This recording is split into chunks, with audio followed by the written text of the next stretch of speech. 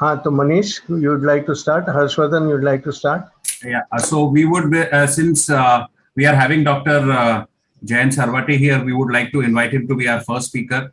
Okay. He's from Satara, and we all know that he's a prolific surgeon, and he has given Divya Drishti to a lot of people. So he's going to be enhancing our multifocality by sharing his experiences with multifocal lenses. Dr. Jayant Sarvate. So thank you all for giving me this opportunity. I'll be talking about my experience on multifocals. Multifocal cataract counseling is a very tedious and important part in the success of multifocals. We have to mention about the astigmatic corrections. There are limitations of biometry which has been overcome by lately by optical biometers of the higher grades.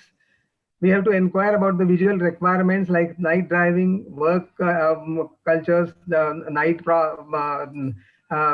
environments where they work in, any microsurgeries if they are doing, if we are doing some doctors, explain the options which IOL, there are so many plethora of IOLs which are available now. So we can choose, mix and match for all the bilateral implantations.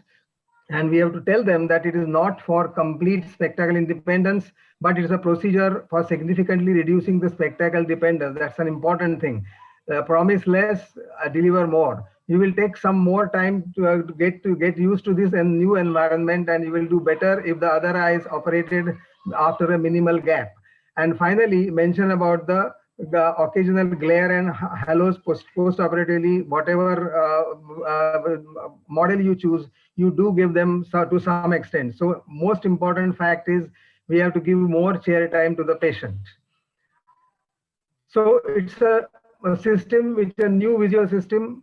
We are not born with it. Takes time to adapt to it. Neuroadaptation is better when offered bilaterally. About 6 months to a year, patients still find it improving, and the visual acuity does not improve, but the facility improves. So what are the concepts of 5 C's? Choosing the correct patient, cylinder mix and accurate power calculation, cylinder management, then the centration of the IOL with good CCC overlap on a visual axis. We have to center the IOL.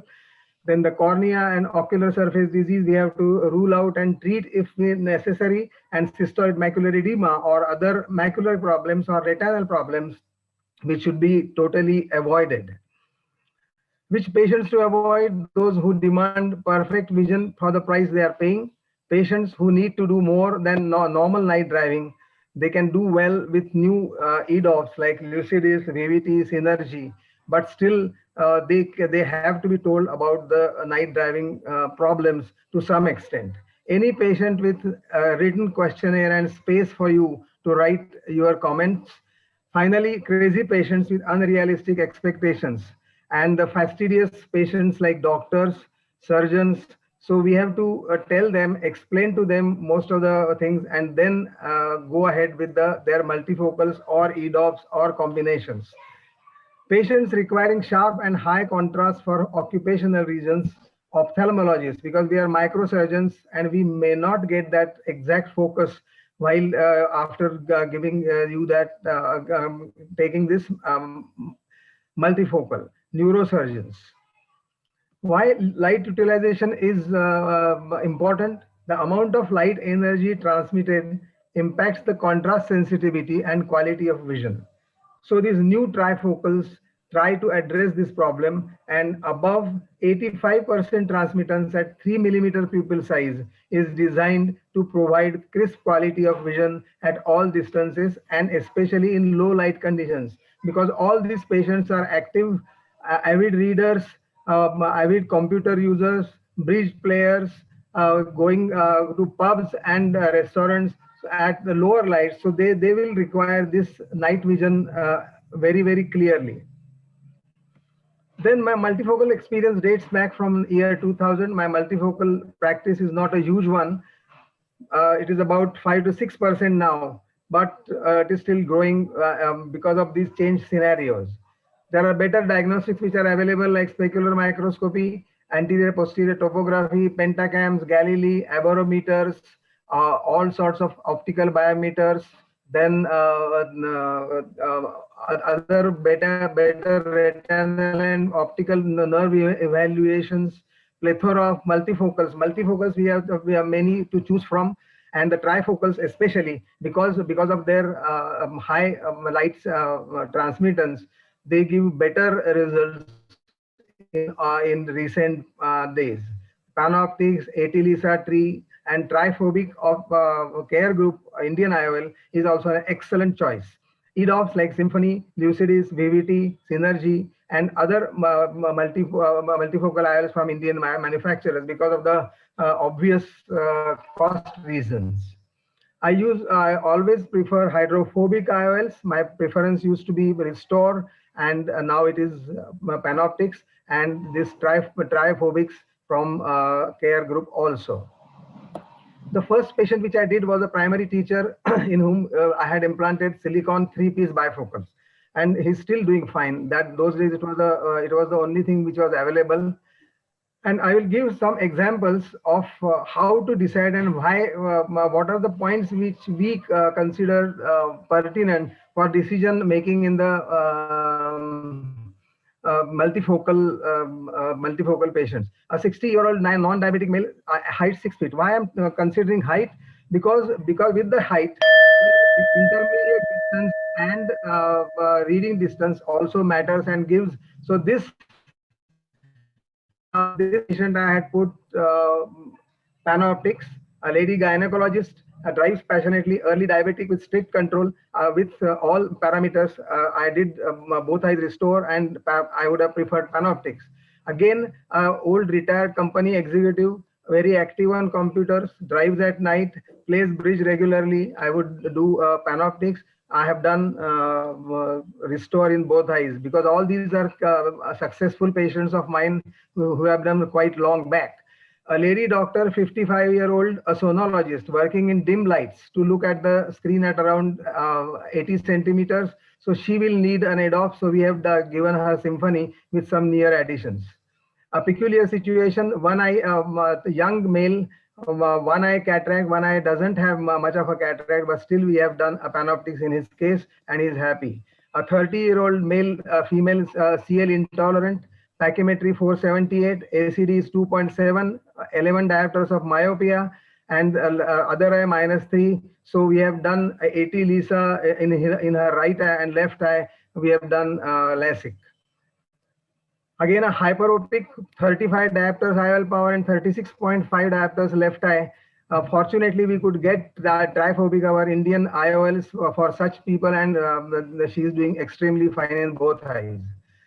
I will skip this for want of time. And in conclusion, choosing a correct patient, accurate biometry and managing the astigmatism, precise surgical techniques with a good IOL centration, addressing ocular surface disease and ruling out any retinal pathology prior to surgery, and taking into consideration iatrogenic dry eye to achieve goal of happy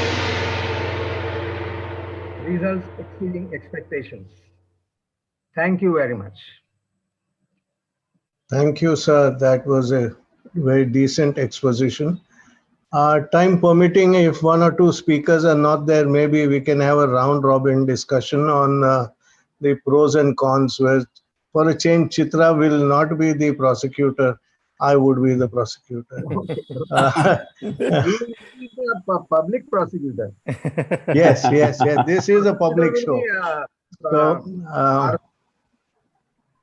Manish, would you like to? Manish and Jayant, can you take over? I'm sorry, Harshvardhan. Since Chitra ma'am has joined, may we request ma'am to, if she's ready, can she take the next presentation? I'll do that. I'll share my screen. Good morning, Chitra. Good morning. How are you? Morning. Oh, fine. I think Chitra ma'am needs no introduction. She is one of the senior most ophthalmologists, and she's been educating and teaching us and prosecuting us for a very, very long time. And we are all Not prosecuting, I've been defending everybody. Yeah. You Yes, meant ma'am. persecuting or prosecuting? What was the word that you used? So Ma'am is going to So- teach us today how to deal with the unhappy 6/6 patients in premium IOLs. Something that we all need to learn. Thank you very much. Thank you to every dear member of MOSCON and the organizers of this meet. And I always take a great pride to be a part of this event. Without delay, I'll take you on to what is the challenge for a 6/6 unhappy premium IOL patient. So essentially, we also need to be clear of the fact that this is not a common problem nowadays, quite rare. And if you look at some of the studies, like if you look at the Concerto study, 94% of these patients would recommend these lenses to their friends and family, and 98% of them would recommend in the Harmony study, which are all indicators that the multifocal IOLs of the present day with the advancement of technology is doing very well. But then that doesn't mean that we don't stay cognizant of the fact that one odd of these patients have a visual disturbance. And if it is so, we need to really ferret out the problem and get to the crux of it and sort them out and not be defensive or dismissive. Now, it could be something so trivial like just a glare, halo, and starburst, which are early symptoms, which generally with neuroadaptation do settle down. Sometimes it could be that the patient sees better for distance than near. You could then mix and match for the multifocal IOL choice in the other eye. Or sometimes a patient was seeing clearly and later gets a lack of clarity. Then there are other issues to be addressed. So it becomes necessary for us to examine the eye right from the refraction to the ocular surface, the tear film, whether the IOL is centered, whether there are dysphotoptic symptoms, whether it's related to the pupil size, whether there's PCO, or is the problem in the macula. But whenever you would notice that there is something going wrong, you should be a little slower when it comes to planning for the other eye multifocal. Like for this case, patient underwent an LRCS with a Symphony multifocal, had a great distance and intermediate vision, but had a problem with the near vision. We could easily take care of his issue by going and placing a Tecnis +4 in the other eye, non-dominant eye, and the patient was an avid reader and was quite happy with the end result. It could also be, like in this case, again, a Symphony with LRCs with Symphony was done. There was again a near vision compromise. What you could do here again is to add a little more of myopia in the other eye, 0.75 diopters, and do this mini micro monovision, and then thus assist him to get a better near vision reading. It could also be that a particular type of lens, in this particular case, incidentally, the InFocus lens, was not helping out the patient. He needed a +2 add, but by planning an accretive for the other eye, the problem got sorted out. Or, of course, it could be that you have gone in for the most optimal lenses which are available in the market, which have stood the test of time, and you are bang on with your IOL power calculation and get the optimum result. But besides it, there are certain very basic burgeoning problems like a pre-existent dry eye disease, which you have missed out, or something which could have got triggered by the cataract. And we need to again understand, when you look at the PHACO study, that 60% of our routine cataract patients who apparently look asymptomatic do have a variable dry eye status, which gets unraveled when you do a Schirmer's or a tear breakup time or a corneal staining. The phaco-related issues which cause trigger of a dry eye is like the very fact that there is a corneal nerve transaction making an incision, or the exposure to the microscope light, or the prolonged phaco time, or if you're using post-op eye drops far too often, which could trigger off a local ocular surface inflammation. There could be a loss of goblet cells. And again, there could also be an aggravation of the meibomian gland dysfunction. Now, this lady could not have been happy with a cataract surgery if we do not get her dry eye status sorted out. So it mandates that we do keep her on those soft steroid drops, the artificial tears, the lid hygiene, the Zaha ointment, or anything which are equivalent. And maybe we could even assess her dry eye status, explain to her that how she has these meibomian gland issues. She might even need a LipiFlow treatment or a similar treatment to get her going for a cataract surgery. It could be something else, a visual disturbance, like it could be a positive or a negative dysphotopsia or an entoptic phenomenon. So what we need to understand basically of the multifocal is that this works on a principle of simultaneous vision, wherein when one image is in focus, the other out of focus image is which triggers the halos. We also know that the today's multifocal IOLs have ensured that the most optimal physiological distribution of light is done. But then the plans of having a square edge or a high refractive index IOLs itself can cause these dysphotoptic symptoms, and largely doing a bilateral implantation or explaining about neuroadaptation, that all it needs is just a wait and watch and they get sorted out. But of course, we can't just be casual that it's just a dysphotopsia. We need to ensure that we haven't missed out a residual refractive error, or the IOL is not decentered, or there is PCO which needs to be treated. Again, negative dysphotopsia is seen in even up to as much as 0 to 15% of these patients. It presents like a dark shadow on the temporal side. Again, it has those similar issues which bother the positive dysphotopsia, like a high refractive index or a truncated edge design, or if it is a small pupil, or it's a deep set offset, or that rhexis margin. What essentially happens is the light which gets refracted from the posterior surface and that from the edge are not in tandem, and it creates a type 3 shadow. So the ways to sort it out is to tell them that it gets sorted out, or you could place a piggyback lens of a 0 power on the sulcus, or you could do a reverse optic capture. Rarely you could even cut the nasal part of the capsular rhexis, or extreme situation, do an IOL exchange. Again, you should ensure that the IOL is well centered. You need to know whether the angle alpha is less than 0.5 ideally. And again, the present day IOLs, we see that they have a larger central optic zone, which allows us to even have an angle alpha of 0.8, and yet the patients would do well. Again, it becomes necessary that if you're on a femtocataract platform, you could have it centered on the capsulorhexis scanned capsule margin, and again ensure that the first Purkinje reflex and the fourth Purkinje reflex are in line. Now, for decentrations, if the rhexis overlap is not good, there could be an asymmetric bag contracture. If you have not positioned your IOL properly in the bag, or if there's a zonular weakness or enlarged angle kappa, these are the challenges. And in this particular patient, there was a small zonular weakness, and by placing a CTR and positioning, we could sort him out. Again, an eye trace also tells us whether your angle alpha is normal, the higher order abrasions were fine preoperatively, whether there was an astigmatism was all that was needed to be addressed, wherein you could do a multifocal toric IOL implant for these eyes. Sometimes you understand that it's just a dry eye issues, and you could tell them that the tincture of time would take care. Again, before you go and hurriedly do a YAG, we need to rule out all issues and understand that you are not going to be planning an IOL exchange, and you can't end up doing a YAG capsulotomy too early. Again, a PC plaque is not disturbing a patient. Don't go after it. Let it be. It should be an unhappy patient which should push you to doing some other ventures. Again, we need to do a look at the OCT and suggest a YAG. There could be any number of these issues in the retina which needs to be addressed. We also need to explain to the patient that the IOLs do come in a certain sizing and a certain power, and that you might have to do a laser touch-up at some point of time.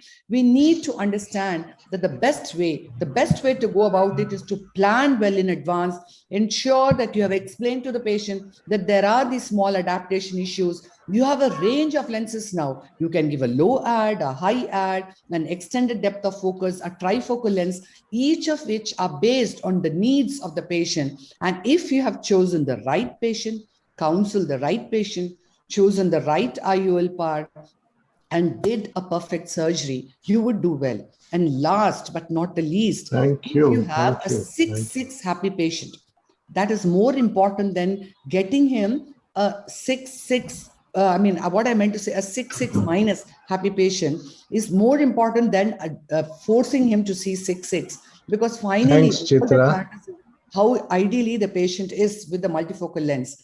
So in other words, I would like to conclude stating that all we need to do is have a very conceptualized approach, a greater clarity in mind that most of Chitra. Sorted out. But what is important, that your mind should be open to all these challenges which need to be addressed in the post-operative period. And today, the way the IOLs are standing, these temporary discomforts or these very short-term dysphotopsias should not make us move away from multifocal IOLs. In fact, it should come to hold a very major place in your armamentarium of IOL implantation. Thanks, Chitra. Thank you, Chitra. Without much ado, we'll go to the next speaker, Dr. Jeevan Titial.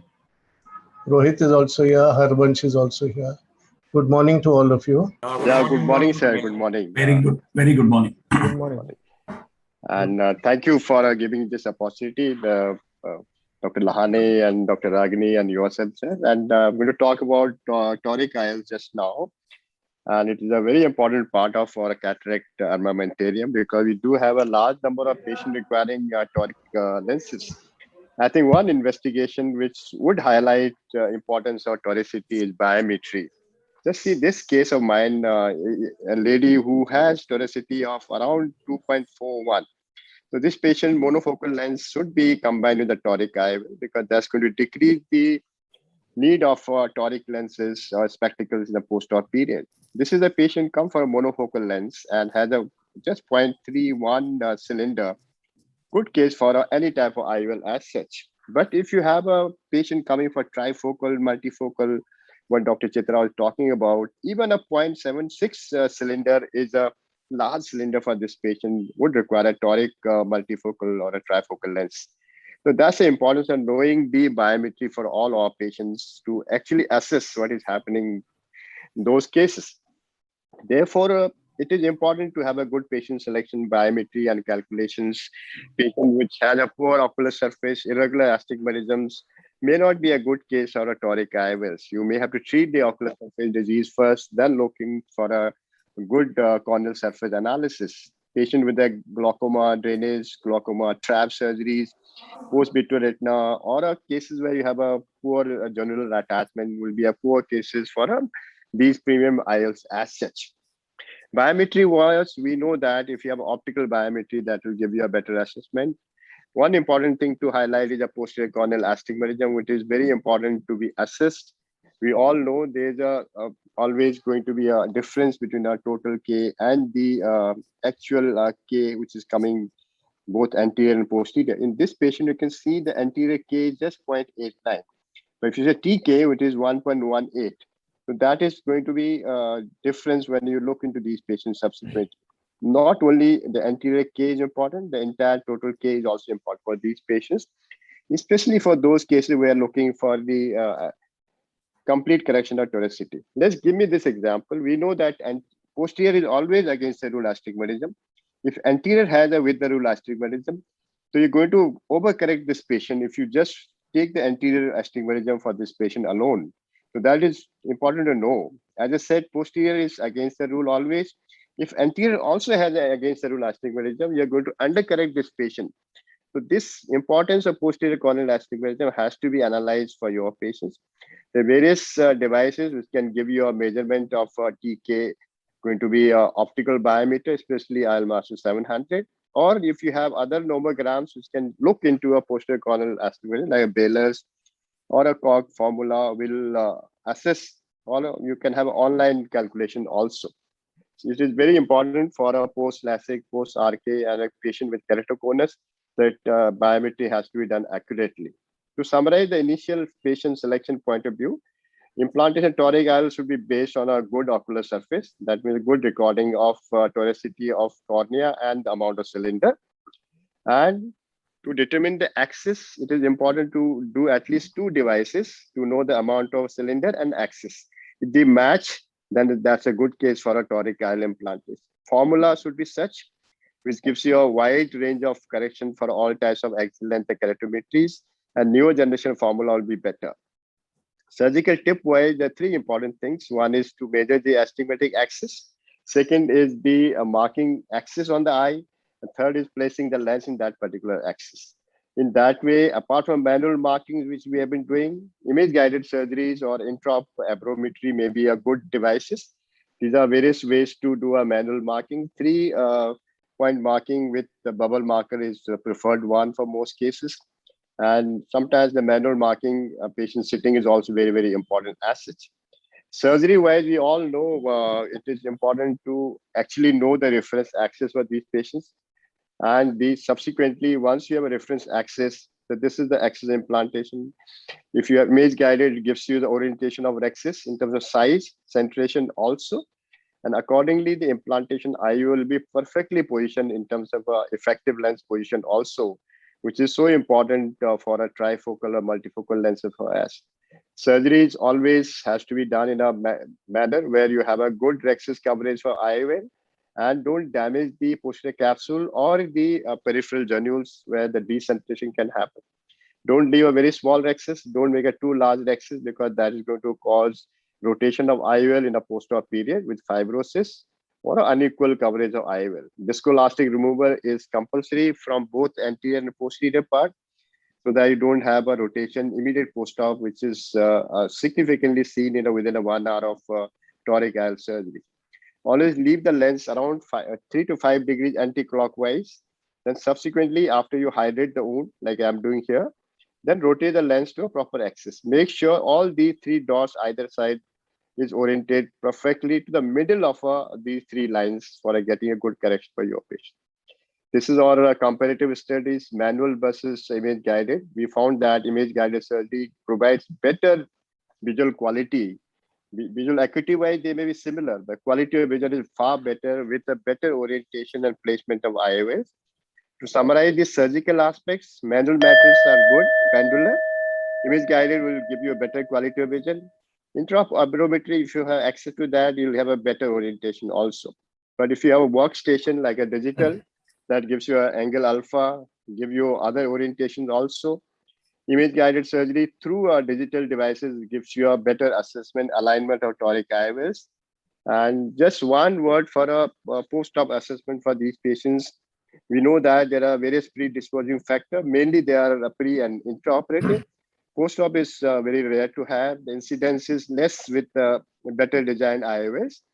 And if you have more than 10-degree rotation post-op period and visual acuity is less than 6/9, then this case may require a rotation subsequently. Not all cases will require rotation. This is how we do it. Just see visual acuity, perform refraction, and see the cylinder of patient amount of cylinder refractive error. The patient only has a spherical error. The patient will not get corrected by rotation as such. We have a various online formulas to give you how much you have to rotate and what will be actual correction in these cases. And same can be picked up in if you have eye trace with you, which gives you a same assessment. See, this patient requires a 26-degree rotation and it will correct 1.56 diopter cylinder. So these devices definitely give you assessment, looking to checking the IOL alignment, step 1. Step 2, to determine the amount of magnitude of rotation, how much correction it will get, then rotate the lens in these cases. These are various ways to assess these cases. And this is our comprehensive review article published in IGO. People can go through this and gives you a good assessment.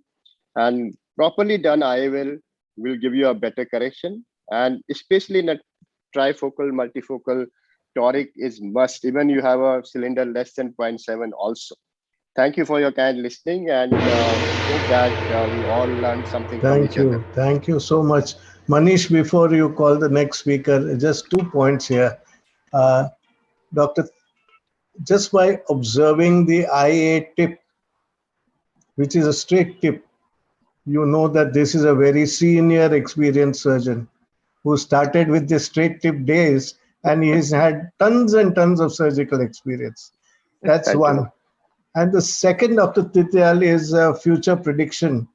आपने इतना सारा बता दिया, अभी ये भी बता दो कि when will the robot take over? I hope so. It doesn't come in my time. It comes later than that. I have a Me question. too, me too. I have a question for Dr. Jeevan sir. Yes, sir. Sir, after if you find that the IOL is misaligned, then can we not take the original markings that were given to us before the surgery to replace the IOL, or do you have to do fresh markings for that? No. I think you have to do a fresh marking for your case because you have done incision in your case that will change the toricity of your patient. So that will be a significant, especially if your incision is more than 2.8. If it is less than 2.2, there is not much edema, then you can may have a similar axis orientation, but it will be based on your examination subsequently and analysis. The best is to dilate your pupil, see the new axis of your IOL, where exactly it's located, and what was your previous axis or your implantation was. And that difference will tell you where exactly you have to now rotate the lens. So calculation is not difficult in these cases because amount of cylinder may not change that much. It is the rotation to maybe a similar axis. If your incision is less than 2.2 or 2.2, the same axis may be okay.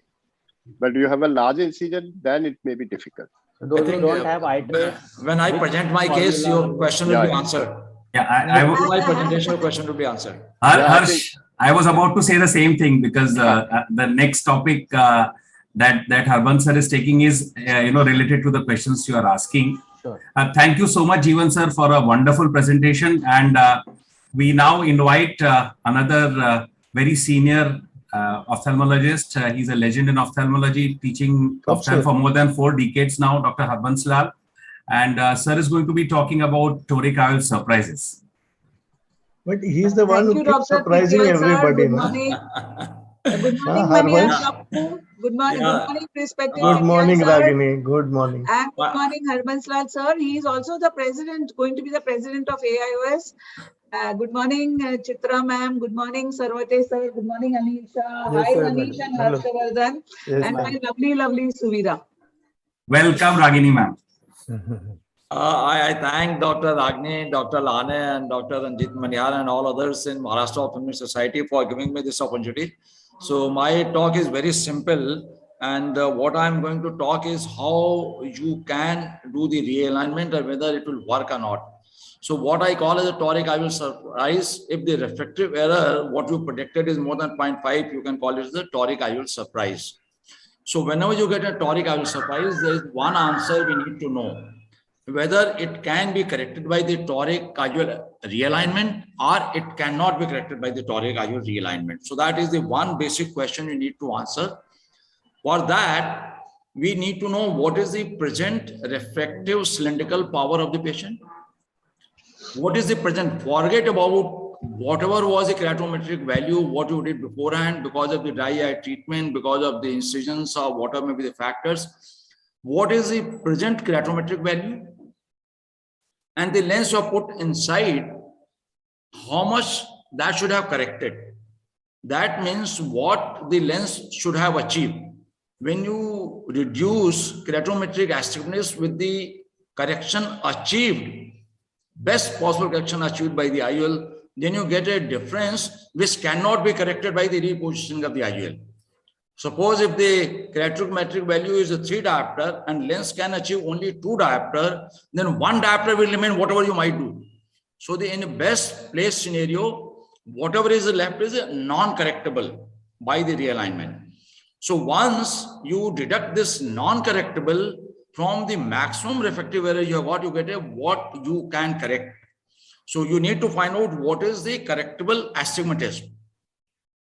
So if there is a non-correctable component to it, that is if there is a wrong IOL, if there is a high spherical equivalent error, if there is an irregular astigmatism, the other options, laser correction, piggyback IOL and IOL exchange are a better option.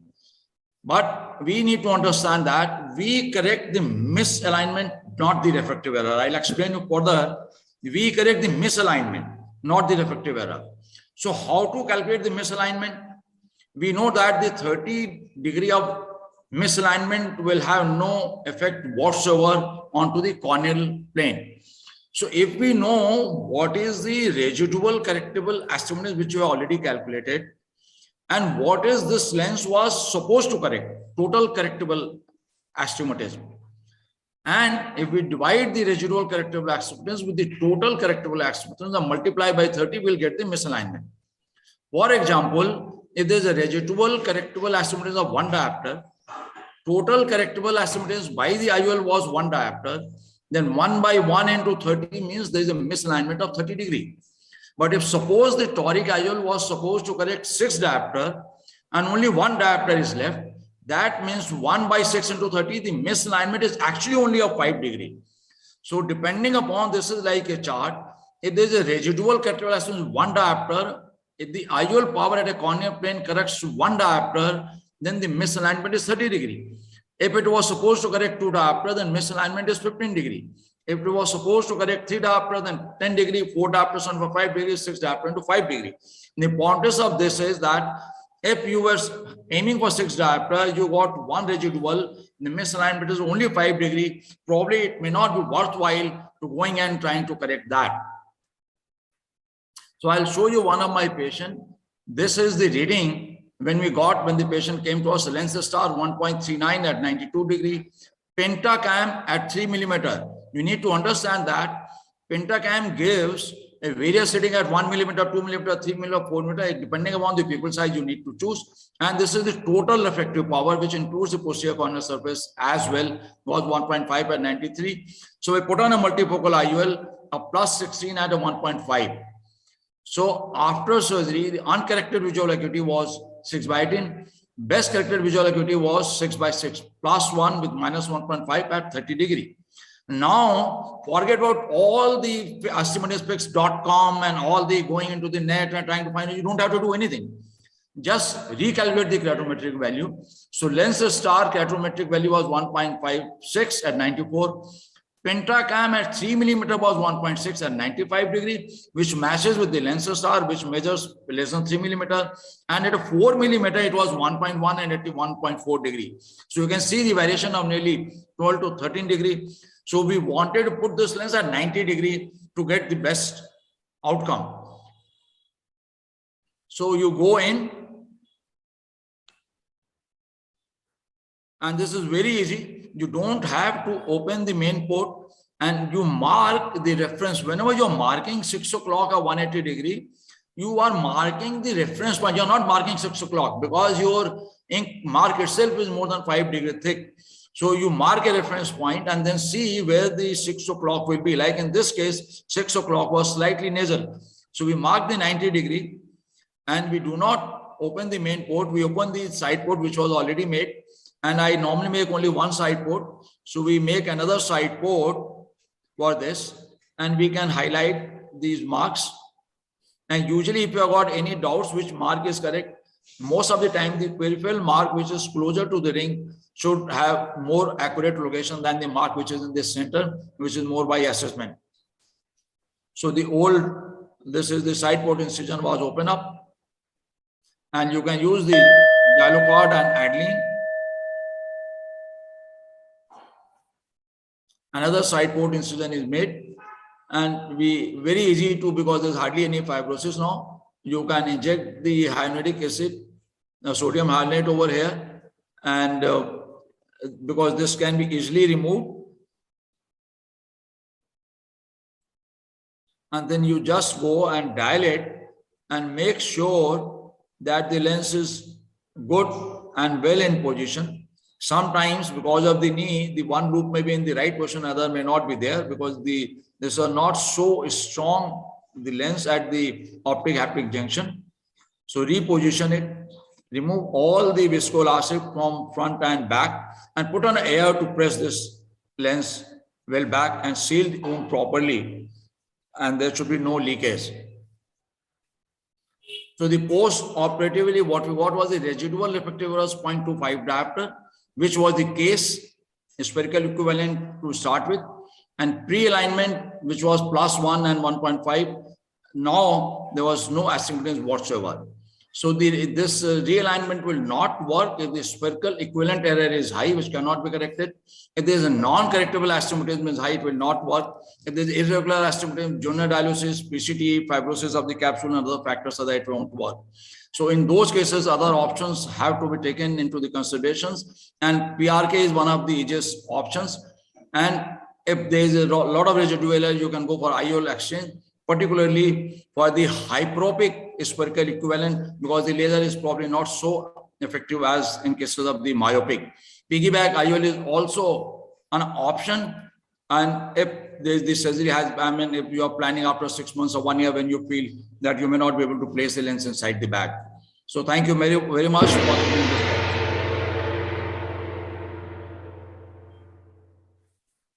Thank you. Thank you so much, Harbans. That was a wonderful exposition, kept me totally confused. I have a question for Harbans sir. Yeah. Sir, in when you do manual marking, if the cornea is small or large, then how do you assess the height at which we mark the 0, 180? Because it could go a little lower or upper than the actual 0, 180. So the height factor, how do you adjust? Any of that? Actually, I do manual marking in a sitting position and I mark 6 o'clock position. And in that case, I have been always highlighting that like you do confrontation test. So I mark 6 o'clock and this is a reference mark because you cannot place your hand exactly at 6 o'clock. After placing my mark, then I assess whether the 6 o'clock is at the center of this mark on the left hand side or the right hand side. If there's a lot of disagreement, then I go again and put the mark.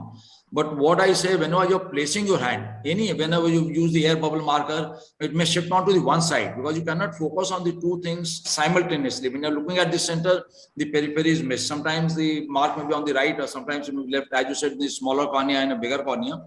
So once you put on a mark, then you have got to make an assessment whether this mark is correct or not, where the actual mark should have been. So when you put a mark and then reassess on the straight line, whether your mark is correct or not, make your mental picture and then go ahead.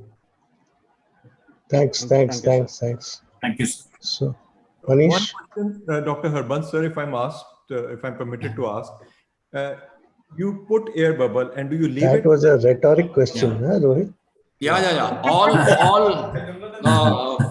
All patients have toric IOL. I never use any viscoelastic. I do the hydroimplantation so that there is nothing to lubricate. And the bag should not be inflated, only then there will be a rotation. So the pressure should be from the top so that the lens gets compressed against the posterior capsule. So in fact, if there is a high myopic eye, or is the oblique axis where there is a high chance of rotation, put on an air bubble like in a D-sec and wait for a few seconds or few minutes, and you will see that the lens really gets compressed onto the posterior capsule. Then it won't rotate. So I want the eye should not be pressurized like in a routine cases because then bag gets inflated and the lens will be loose. So eye should be soft and the pressure should be from the top to prevent the post-op rotation. Harvans, the hydro implantation. Yeah. How do you place your cannula?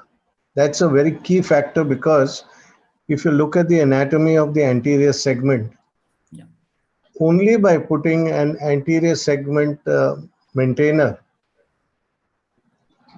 at 6 o'clock, will you get something like a decent circumferential flow, which will put the pressure down. So my cannula is Blumenthal. Yeah. So my cannula is mostly inside the eye. And in fact, when I'm injecting the lens, the cannula may come on top of the lens so that the lens is actually guided underneath the cannula and goes into directly the leading loop goes into the capsular bag and the threading loop is compressed with the cannula to go inside.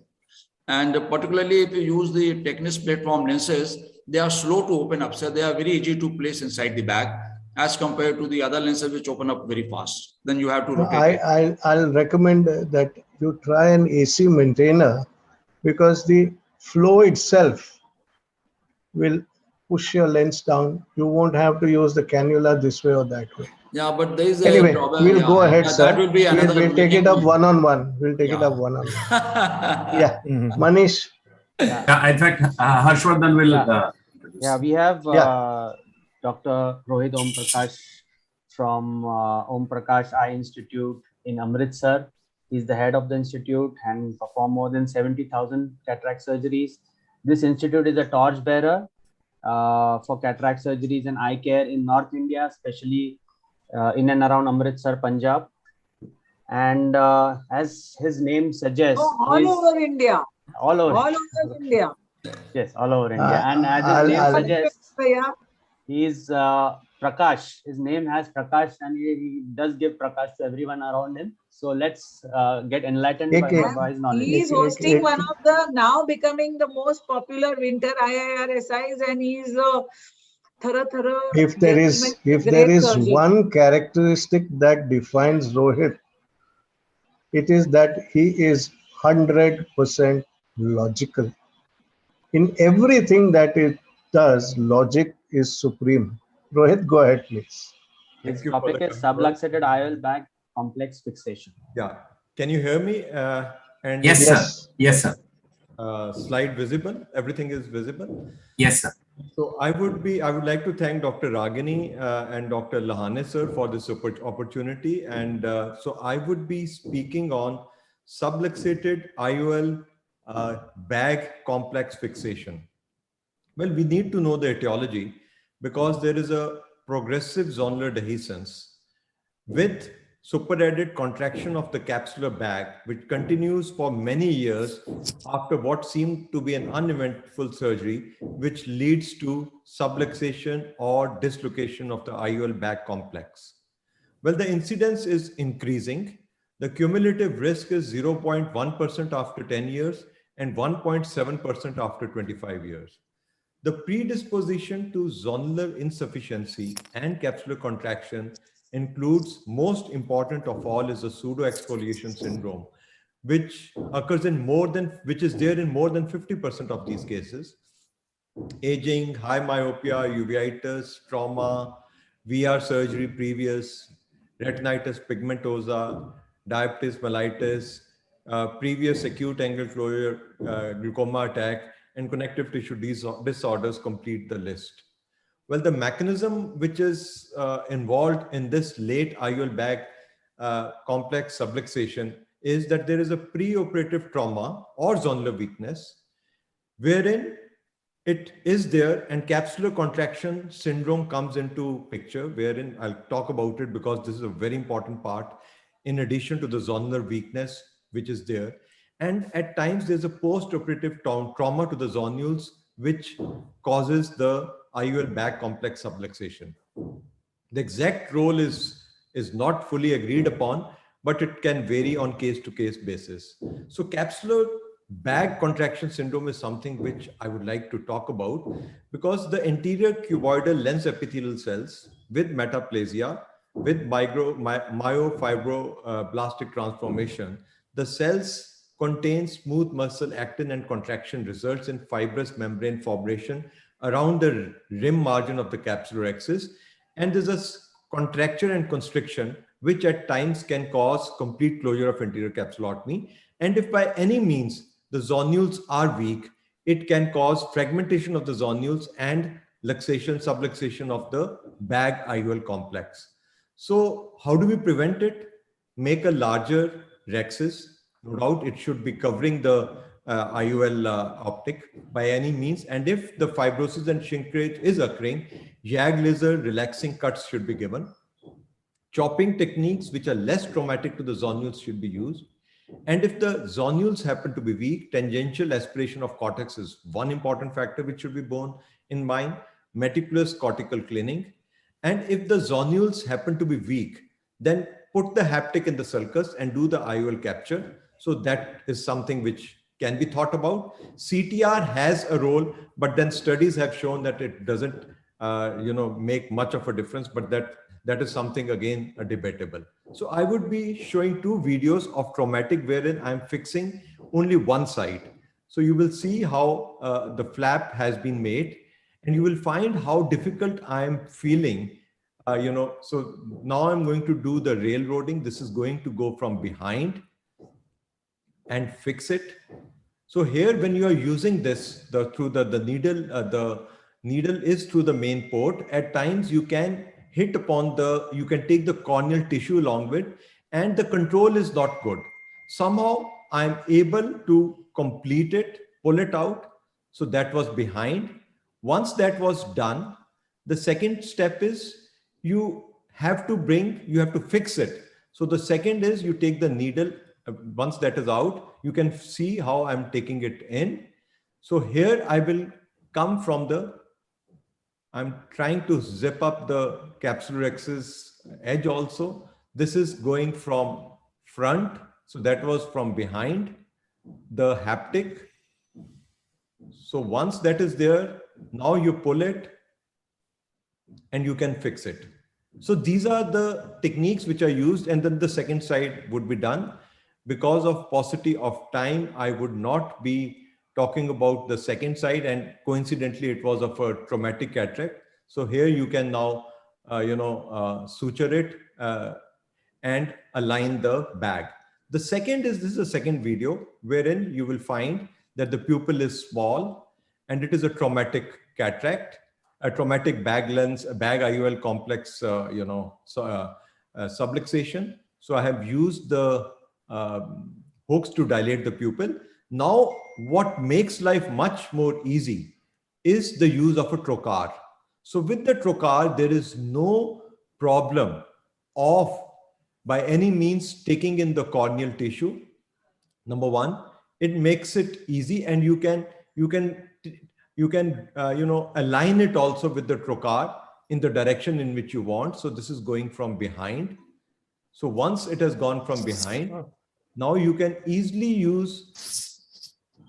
You can see how simple it has. Yeah. So here it is being done. So now would come the second one. So trocar is something which can be used by early surgeons, by young surgeons also, and this can help in taking care of subluxated IOL bag complex. Now the second side also has been done.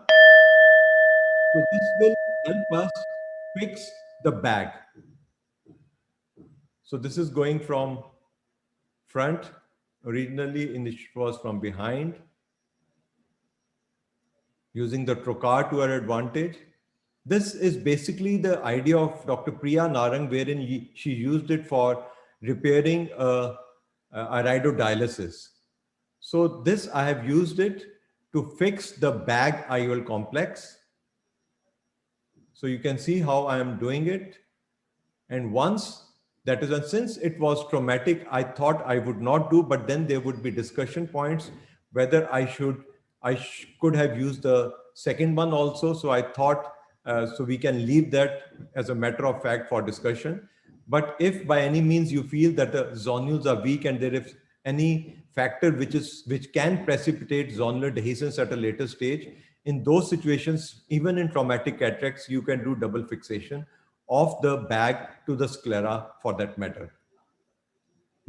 So if you find yourself in the wrong story, leave it. But if you cannot, you should definitely go ahead, and you can definitely take care of something which is becoming a big, all clinics are facing situations wherein we are coming across patients with bag IOL complex subluxation. Well, if there is a dislocation, then you have to leave it as such to the posterior segment surgeons to take care. So thank you very much for your kind attention. Thank you, Rohit. That was brilliant, as usual. Yeah, thank you, sir. Excellent lucid talk and excellent videos. Sir, this possibility is not done in cases of pseudo exfoliation, I guess, isn't it? It's only for traumatic cataract. This was trauma because of the paucity of time. I just wanted to show 2 cases of trauma. If there is any predisposition to subluxation, like weak zonules, history of VR surgery, or any what should I say, retinitis pigmentosa, wherein you feel that it's going to be a progressive one, in those cases, definitely by 2-sided fixation is obligatory and mandatory for that matter. Okay, it's not necessary to remove the complex and put a scleral fixated IOL. Yeah, these are different options what you are comfortable with. But okay, if by any means you feel that the subluxation is there, is profound and you cannot catch it, and if it is total dislocation, then obviously you have to take into consideration the help of a vitreoretina surgeon to just bring it forward and do whatever he wants to do. Okay, thank you, sir. Our next speaker is Suvira Jain, madam, Dr. Suvira Jain. She's a leading cataract and cornea surgeon at various centers in central and western Mumbai. Best known for her teaching skills and as a cataract coach in Haji Bachchu Ali Hospital, where even I was a beneficiary in my starting days. And most importantly, known for being a fitness freak. Every time I see her one size less, and I keep asking her and she never tells me. So let's hear from her, and she's going to speak to us about achieving accuracy and alignment in toric IOLs, and also achieving accuracy in health at the end, maybe. Thank you.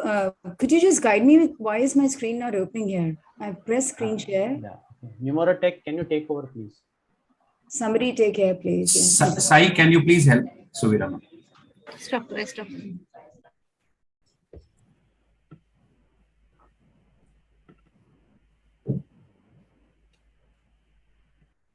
In the meanwhile, can we ask Dr. Chitra ma'am a question? No. Yeah, Chitra ma'am, if you have put a EDOF lens in one eye and we find that the patient is not achieving N6, what is the other option? Can we put a EDOF with a myopic shift in the other eye, or a PanOptix would be a preferred option because the patient really wants to see his mobile messages, his watch time and things like that? Yeah, EDOF with a myopic shift could be done in the other eye, and they do well. But that doesn't mean it rules out the possibility of you trying a mix and match. If you're you feel that there is some toricity also which has got missed out or something like that, then you could go ahead and do a PanOptix toric in that eye. Or you could do a PanOptix or a Technis with a high power. There are mix and match is possible. They will not have problem with the yellow filter in one eye. And Question of Yeah, mix listen, and it's showing match. when I press share Chitra. screen, it's a MacBook Pro. It's showing desktop one, whiteboard, iPhone. Can you just come on video otherwise, a video call? Chitra, can you just match? Yes. Chitra, the mix and match, has the WHO taken it from ophthalmology for the vaccines? Oh, for the vaccines you're talking. Why? That was a major shift from multifocality to vaccines. No, have they borrowed the concept from us? Yeah, they have borrowed the concept from us. Chitra ma'am, so will not the patient compare? See, night vision would be really slightly poorer in the PanOptix, while the day vision would be slightly better in the PanOptix. So no, I don't think with the present day multifocals, the night vision is actually not a challenge unless the person's pupil size has been very big primarily, and you have missed that out, and then you have challenge. I think Dr. Tityal wants to add something on that, because I think even now, if we can have a larger angle alpha also, we can do well, because the central optic zone has been made big in all the present day multifocals. So that all these things are an advantage, and the way we are more accurate with our present IOL formula to get bang on target emmetropia, it's a residual error, which was also aggravating this lack of contrast or dysphotoptic symptoms. So when all of these are addressed, I think majority of these complaints are trivial and imaginary and will pass off. No, Chitra, you're absolutely correct. The newer generation trifocals, the photoptic visual symptoms are very, very minimal, especially if you have a bilateral cases with a bilateral implantation, they're far better. And with the new generation lenses coming up, the issue of all these problems have decreased so much. So EDOF with a myopic shift, will it not increase the aberrations? EDOF lenses are totally different. We are going to come out with our study on the EDOF lenses, because they are based on some sort of a change in an aberrative profile of a lens as such. So their internal aberrations are totally different than other lenses. If you compare monofocal lenses with these EDOF lenses in terms of the aberration profile, internal aberration, they are totally different. In fact, you will be disheartened to see their aberration profile. But their vision is quite okay. Because if you have a refractive error in a multifocal lens, it's going to create a lot of aberration. So the same thing does not apply in EDOF. If we create myopic shift and it would, but if you have a EDOF lenses, there's a little more. It can take care of a little astigmatism, little refractive error also. Unlike the trifocal lenses, where little bit of shift will change their near intermediate.